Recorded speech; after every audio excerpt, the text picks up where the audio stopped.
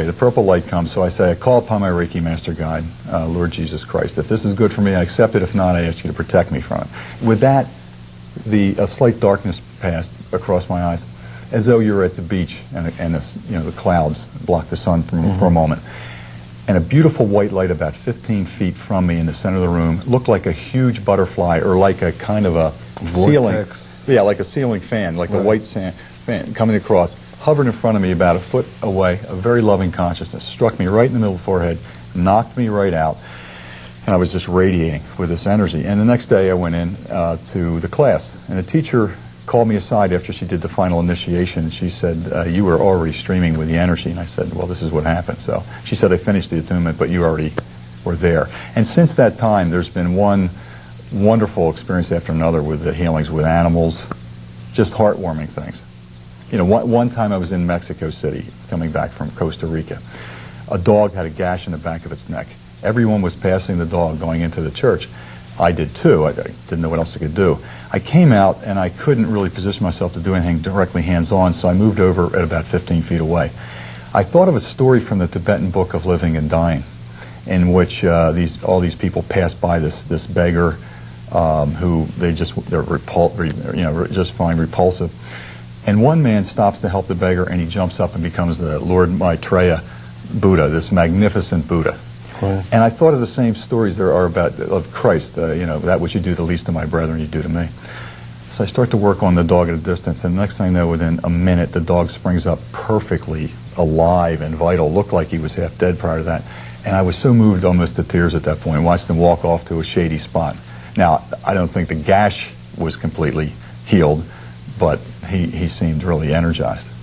Wow. Yeah. And you've seen more and more of these types of things. Absolutely. And even at remote with animals as well as remote with people. And see, what's interesting from a scientific standpoint, the placebo effect, the expectation of a positive result is oftentimes controlled for, just because people may have given me a kind of a carte blanche to go ahead and send them some energy, because ethically, send it unless they agree to it. Right. But some nights I might not have done it, and other nights I have, and then I'll find out, it worked. But with an animal, a guy couldn't make his psychotherapy session one time. He had moved from Hartford to Providence, and he was commuting. He called me, he said, I can't make my session. My dog's tearing my house up. So I've had him in the garage. Now I have him in a cage. He's tears his way out of the cage. I said, what's he doing right now? He said, he's lying down. I said, well, let him lay there for about 10 minutes, and then call me back. So I did, and I worked on the dog. And in my mind, I'm doing something almost like a psychologist would do, except with an animal. I'm saying, it's okay, relax. I know it's been hard for you making this transition, da-da-da.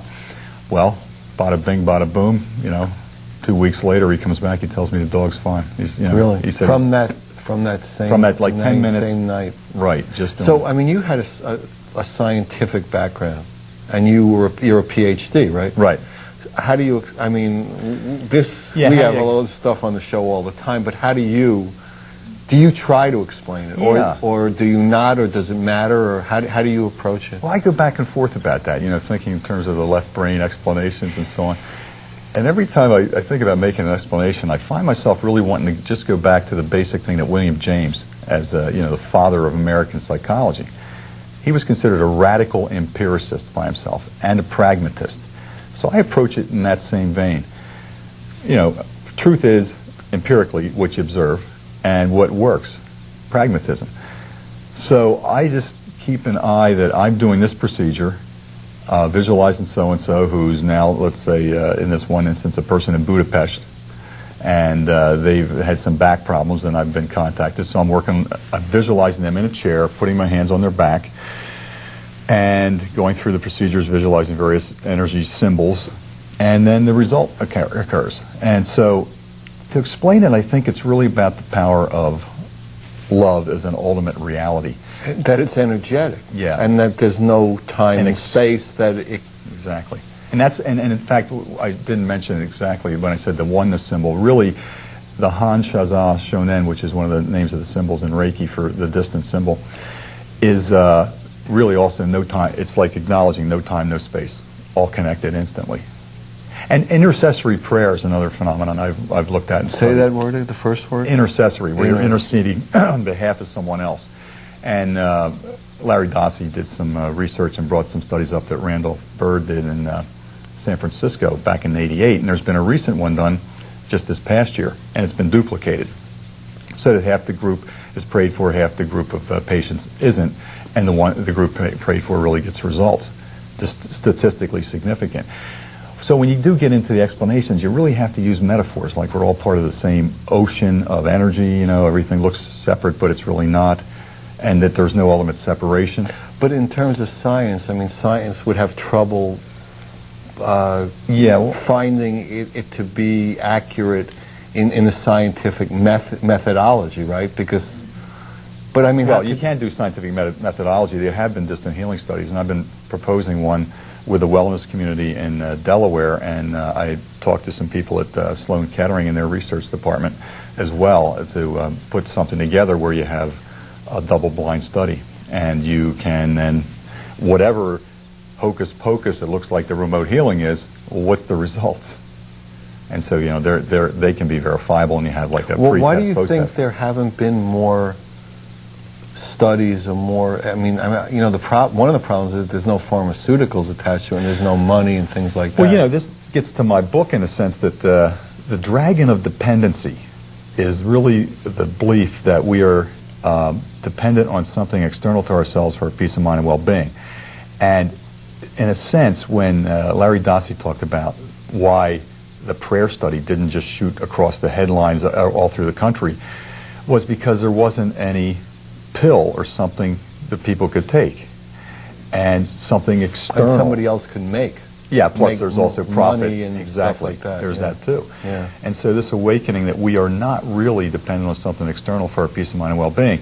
And I found that two experiences over the years that I've been mesmerized by were the prisoner of war experiences, where how do you survive, you know, in this, either this herd of other people where you're really alone in a herd of people in Nazi Germany, or you're in Vietnam in an isolated cell. What do you do? Well, those people, Viktor Frankl and others, discussed that they focused on what they loved. One fellow focused on playing golf that he loved. And that shift, in that moment that you're focusing on that, your immune system, everything's kicking in. So you're flowing. So this energy of love that can flow, you know, in a transcend space and time. And that wonderful movie, I dedicated the book to Roberto Benigni for his wonderful message that life is beautiful no matter what. And there's a wonderful scene in that movie attesting to this, kind of illustrating it, where he had fallen in love with his wife in the movie at a beautiful opera where "O Starry Night" is playing. Well, in this scene, he's working in the Nazi dining hall, and he's been commissioned to be there. He turns the gramophone around, puts this "O Starry Night" on, and sends the music out across the foggy night, across the barren soil, across the barbed wire, and then all the way into the window where his wife is. And she comes, her face framed in the window, and a tear comes down as she hears this. But this music transcends all that horror. And, you know, and I think in the distant healing and all, that's really what's happening.